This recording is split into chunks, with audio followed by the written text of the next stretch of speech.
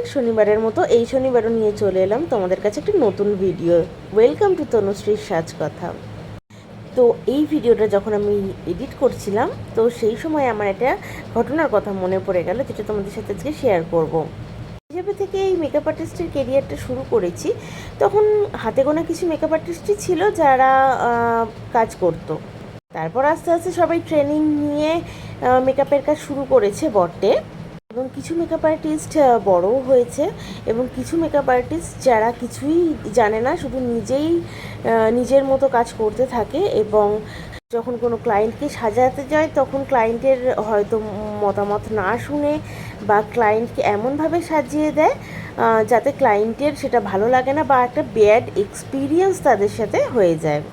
এবং সেই ব্যাড এক্সপিরিয়েন্সের কারণেই এই কিছু মেকআপ আর্টিস্টদের সাফার করতে হয়। যেমন কিছু মানুষ আমাকে যখন বুক করে তো তখন তাদের এক্সপিরিয়েন্সগুলো শেয়ার করে যে দিদি জানো, আগে আমি যখন সেজেছিলাম তখন এইরকম সাজিয়ে দিয়েছিল, চুলটা এতটাই বাজে করে দিয়েছিল যে আমার মুখটা খুব খারাপ লাগছিল, বা আমার মেকআপটা এতটাই চড়া করে দিয়েছিল, বা আই মেকআপটা এতটাই খারাপ করে দিয়েছিল, বা এরকম বিভিন্ন রকমের এক্সপিরিয়েন্স তারা শেয়ার করে আমার সাথে।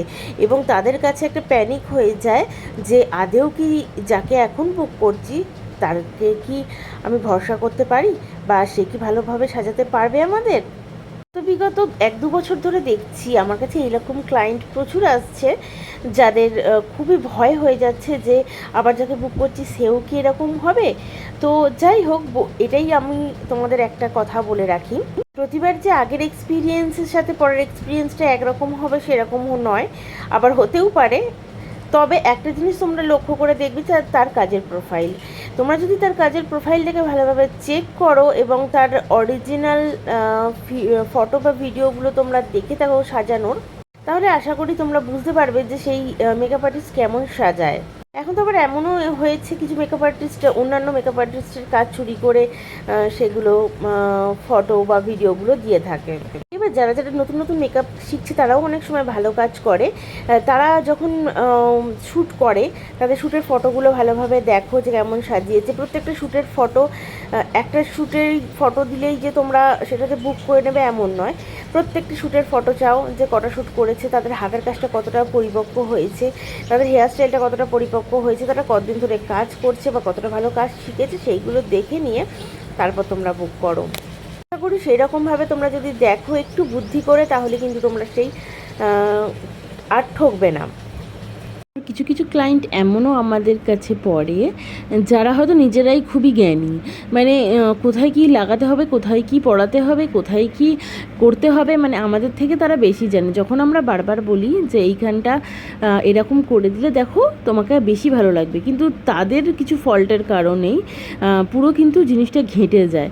মানে তারা নিজেরা ভাবে যে আমরা সব কিছুই জানি, সব শিখে গেছি, সব জেনে গেছি, হয়তো ইউটিউব দেখে বা একবার হয়তো কোথাও থেকে কাজ করে, মানে তারা সব কিছু জেনে যায়। তো সেটা হয়ে যায় মেকআপ আর্টিস্টের কাছে আর একটা বড় প্রবলেম। সব মেকআপ আর্টিস্টেরই সবসময় ভুল থাকে সেটাও নয়, কিছু কিছু ক্লায়েন্টেরও ভুল থাকে।